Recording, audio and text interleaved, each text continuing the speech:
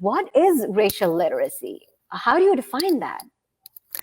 Well, as you can imagine, there are lots of definitions of racial literacy. And at this moment in the United States, it's a huge issue around what is racial literacy. So let's just go back and say that, first of all, racial literacy is the first step towards racial justice, racial healing. We're talking about three things: an analytical understanding of racism as a structural, as an organizational, as an institutional issue, system.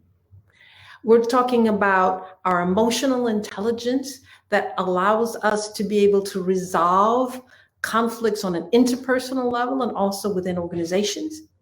And many people include inside racial literacy the idea of a commitment to action. So effective racial literacy is we have knowledge, analytical knowledge of a system of racism. So it's not about whether you like or don't like Black people. It's about a system and a practice that has been put into place, from housing to education to schooling to implicit bias. It's talking about your emotional intelligence, or we're going to talk about your heart.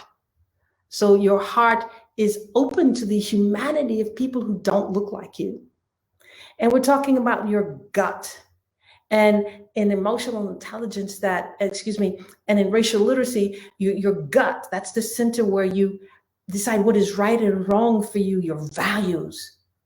And so this is all a framework that allows us to build up the capacity for greater racial literacy within individuals and within organizations, so that we can create a world that is different than the world that we have.